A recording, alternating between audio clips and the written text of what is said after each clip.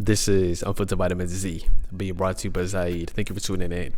There was something quick that I was thinking about that I wanted to share with y'all about how a lot of certain lyrics can't really be translated in Spanish to English the same way. Like, there's certain things in English that just wouldn't make sense the same way, vice versa. I think, again, I'm going to say it again for those that haven't heard me say this before. In the English language, who you are dictates the way the language is spoken. You know what I'm saying? A bitch speaks like a bitch.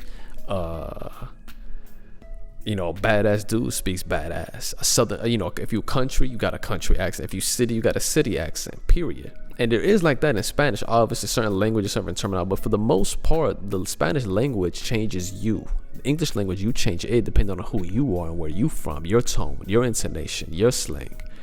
You know what I'm saying? Versus Spanish, there's like masculine dudes in the Latin community that could be gay. Versus a lot of times we associate in the English speaking world somebody who's gay as speaking and acting more feminine. But with Spanish, no, it could sound and talk normally and be, at least to me, that's like an observation I personally found. And not to say that isn't feminine speaking guys who are straight or gay in Spanish speaking communities, but I do find it more often than not that how men and women talk is kind of like in different countries a very specific way depending on that culture. So how Venezuelans are dictates how that language gets spoken. And Spanish is actually the happiest language. Like that has the most positive word. Just the way people speak and the way who Spanish speakers interact, the way the language affects their mentality. Like, there's certain girls, so many girls, I could hear them on the phone. I'm like, damn, she sounds cute. Then when I meet her in person, I'm like, ugh. But how they all will sound cute if I didn't see their face. But how they talk and their voice and everything sounded really cute. And then in English, sometimes somebody just sounds ugly. You know what I mean? You could just tell they look, before you even meet them, you could just tell they look ugly. But Spanish will fool you. You get fooled with that shit. And it was like this song by Farruko that I really like. It's called Sorpresa. And it's like, ya tu cuerpo lo estudié y me gradué con honores, ya yo me sé tu olores, baby. And it's like, your body I just studied and I graduated with honors. And now I know, like for example, he said, I graduated magna cum laude with you. In the class, I got 100. I got a 4.0 in kissing you. I got a perfect A in eating you. When it comes to your body, I'm a nerd. I completed all my studies from your head to your toe, from A to Z. I studied the whole anatomy. Hagamos la matemática, like we'll do the math. Que verte desnude, que conmigo se llama gráfica. Olvídeme las teorías, la materia aplica. Y recuerda que el maestro no se hace en la práctica. Like, remember that the master doesn't do without practice, not just theory. You know what I'm saying? Like, we're not just gonna talk about fucking, we gonna fuck. So certain things like that, just the way it flows and the way he's saying it naturally and talking about it in English, something cool. Sometimes you just have to specifically say it. You have to like it sounds cool because of the way he said it. Versus a lot of things in Spanish could just be cool just by saying it normally. I don't have to go crazy with it and like go so hard with the bars with it. But in English, I feel like sometimes you do. I feel like that if it's not sounding cool, like there's certain, I just feel like a lot of times you can't just be as smooth with it in English. Like, I don't know. Could just be wrong. I'm trying to think of specific examples with different artists, but I'm just thinking that like a lot of times it's very hard to just say a line and it itself, the context of it and everything was already cool enough to stand alone. I feel like there are more times where there are more characters you have to evolve. Like, I'm trying to think all of like Kendrick's top songs if it wasn't as artistically creative as it was, because I don't see that level of creativity with a lot of Latin artists like Daddy Yankee, like a lot of people from Puerto Rico, Bad Bunny, Farruko, Mike Tyson. They're all amazing. I love listening to them, but I'm hearing like who they are. Versus like Eminem or Kendrick, there's so Andre 3000. There's so many different characters. There's so many different perspectives. There's so many different themes and ways of rapping beyond just like the plain to plain text and what I'm saying. Beyond of just like chorus, verse. You know what I mean? And that, I think, is because, again, it goes back to the English language. It goes back to like the fact that it is an inferior language to Spanish gives creativity to the artist to sort of take things into his own terms. So it's pros and cons to both, but I'm trying to tap into more creativity on the Spanish side in terms of for my personal use, in terms of like storytelling, vocabulary. So I have the language and I can have like the speaking capability, but I think in the future it would be great to sit down with like an actual writer in Spanish and have them understand my thoughts and what I want to write, maybe in English, not necessarily translate from English to Spanish, but get me to think what I was gonna think in English, or want to rap in English to rap about in Spanish, and look at the different games that I could play, because I'm used to like how I'm rhyming and the schemes and everything that I'm doing from an English perspective. So that'll be good. That'll be cool to look into the future. And I think eventually, like again, like every artist is gonna look and talk on a very global level, because generally speaking, most people are getting mixed. Like somebody's parents are half and half, each parent could be half and half, and then the girl's half and half, and then the kids come out with 4 different mixtures. And everybody's just gonna look just like ethnically ambiguous. Everybody's just gonna look like a little feature of everything, of everybody, and we'll look so mixed, we'll talk so mixed, because we'll be infused and around some different cultures. And before, like when the term cultural appropriation, like I didn't even know what that was a thing, because it was cool for us to like do things from different people. Like I see a Nigerian wearing something, I want to wear it because it looks fucking cool. Like I bought a dashiki because I have an Ethiopian friend. You know what I'm saying? So it's cool to see those different things and like want to emulate them. And eventually we'll do it. Like when Bad Bunny had a little bit of Japanese in his song, like everybody will have a little bit of something in each song, and we'll be just listening to shit we don't even understand, but we'll just be feeling it, because truth speaks whether you know the language or not. A good vibe, truth, you will understand truth no matter the language. You know what I'm saying? Like I don't have to know it, but I can look into your eyes and I can see truth. I can hear your voice, I can hear your soul into that shit. I might not understand everything, even in our own languages. How many times you listen to an artist in your own language and not know what word they used or even the context of what they're talking about, but you still felt something, you still understood something? And that's music in general. Like I saw this saying that when you're happy, you enjoy it, but when you're sad, you understand it.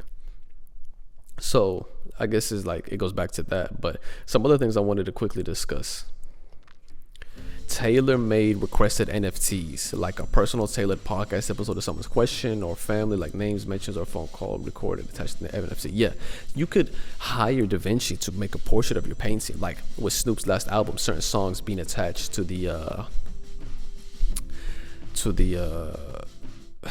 NFT. Damn, I was losing it. Certain songs being, what if you can make like, what if brands, but like artists, as they got bigger, like me, like in the future, what if I was able to take a request from somebody, like somebody said like, hey, could you make a song about this? Could you mention these names? Like it's a song for my mom's birthday, because there's already an app where you could do that for like 15-30 seconds, pay celebrity to discuss something in regards to whether it could be like a product or something. Like you can pay them and sell them, hey, say this, and they'll say it and make a video, and they can make like $1,500 for like 30 seconds worth of work.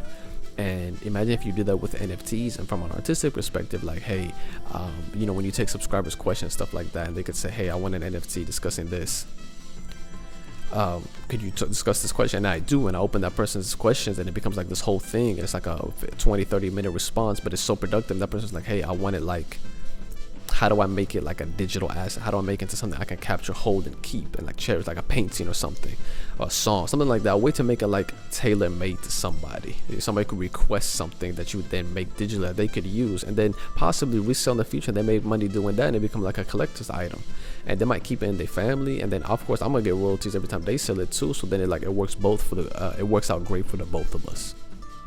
That was something I was thinking about. I don't know if anybody else has been doing this. I haven't really looked into it, but it was just something that just came to mind. That was like something that could be tailor-made, not just me making 1,000 NFTs of this collection or something like that, but like specific to customer.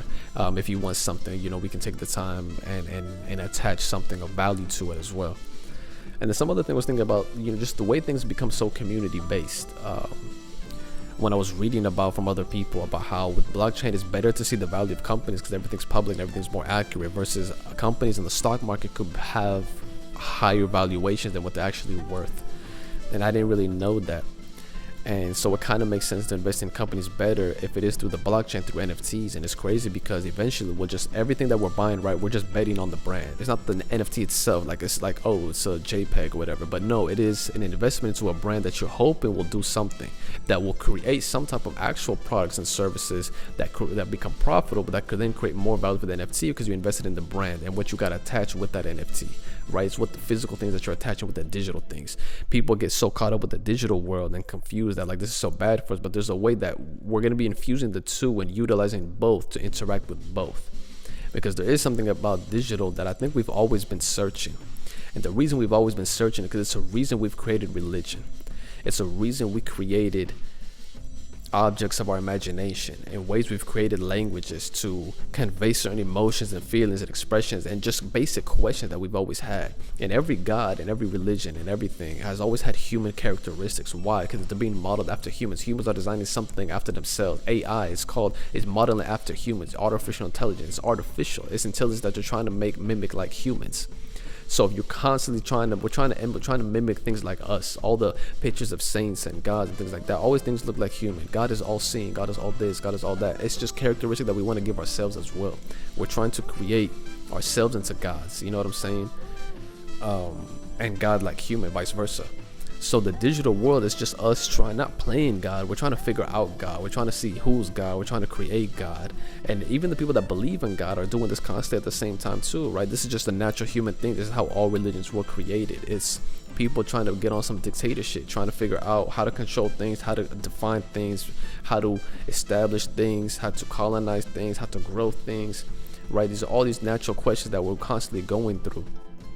And that's how all these different languages get built. So of course, contingent on the different cultures and regions and geographics and history and stuff like that. But it's the digital world. I kind of see it like that. We're just kind of like trying to create our own superheroes. We're trying to create our own, universes and just things like that. We're just honestly just so. Hold on, let me skip this ad. It's fucking confusing my mindset. Enamorado del dinero. We'll constantly want to define a different reality, right? The reason you create something like heaven, like I said this in the previous episode with the Roman Empire, because your soldiers are fucking exhausted. They know they're gonna die. They know they're not gonna survive their life past their 30s. So you promise them a different reality of heaven, so they could better deal with the current reality that they're in. So they're like, okay, fine, my life is shit, but at least when I die, I'll go to a place called heaven. You know what I mean? If I follow the things correctly and don't end up in hell. So the digital world is kind of like that. We're constantly finding escapes, right? The drugs and everything. But here's the crazy thing. I never saw weed as an escape. Actually towards the end, like, yeah, certain times you are smoking to escape, but then you do that for anything, right? You can sleep to escape. You can watch TV for so long just to escape. You take long walks to escape. We all need escapes, but sometimes the escapes aren't necessarily escapes. Sometimes the escapes are kind of like a detour to bring you back to the main road. You know what I mean? It's kind of like a side road, but it's actually still taking you there, but it didn't carry the same bullshit as the first one. So like sometimes, like weed, for example, especially when I first started smoking weed, I never saw it as an escape of society. In fact, I smoked it because it actually put me more in touch with reality. It actually gave me more clarity. It actually gave me more sensation, more comprehension of everything around me, a better perspective of everything around me, right? It sort of enhanced my reality, not sort of detached me from it. In fact, I was looking at everything like I felt more into it, especially from like from a natural perspective, like being in nature and everything as a human, just feeling like my feet was on the soil, like I could hear the earth beating. You know what I mean? Like there was a heart at the center of the earth and I could just feel it. And I felt like close to that. So no, I don't necessarily think it's a detachment of reality. Now, certain people do want to detach themselves, but again, you'll always find a way to detach yourself. You can, drink, you can just sleep, you can do so many things to detach yourself if you really want it. Or you can look at detachments as a way to reconnect back into what it is reality, right? Gain different perspectives. Sometimes the escape is not an escape, it's just a different route to get to the same destination. But maybe the one you were going to was just different. You know what I mean? Just needed to change your pace. And you need that different clarity. It's kind of like when at the end of Mad Men, the dude left. He was like gone, just disappeared all out west and just sort of bumming it. And then as this meditation, he's in the middle of meditation and he's just like, boom, comes the show ends with a Coca-Cola commercial that he's been aiming his whole life for. As a marketing company doing ads for people, Coca-Cola is one of the best things, one of the best deals you could get to do Coca-Cola. That's like winning the lotto right there, man. That's amazing. It's great. So obviously what happened was all that detachment, the whole escape, the whole runaway, everything brought him back to give him that huge idea that he was like striving to get from the beginning. So it's crazy. And you don't even need to you grow as the community grows. What am I saying? Brands develop, actually creating cash flow spread back to some of the investors. Oh yeah, the idea. So the Gambling Apes is a cryptocurrency casino where NFT holders get a percentage of the profit because you're part of the house as an NFT holder, and that's amazing. So eventually, I'll sell t-shirts, and my t-shirts will have an NFT before I like sell it. I make some designs and I have some pictures, and I sell 1,000 NFTs at $100 each, and I take the $100,000 to actually create the t-shirts, get the inventory and everything running, and then start selling. And then everything I sell, once I'm getting all that profit back, I'm sharing with the people that first invested, those 1,000 NFT holders that bought one each for $100.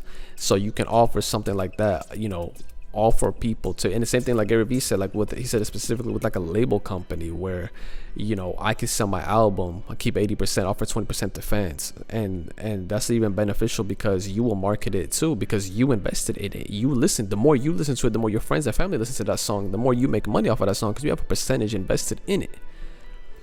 And so it behooves you to go out there and tell people about that song as well. You know what I'm saying? Because you invested in it. And as I grow and as the song grows, you growing as well. And that becomes another source of passive income for me. And eventually we'll just buy NFTs with all these great companies that we believe in, with great products and services, following awesome solutions to problems that we all have.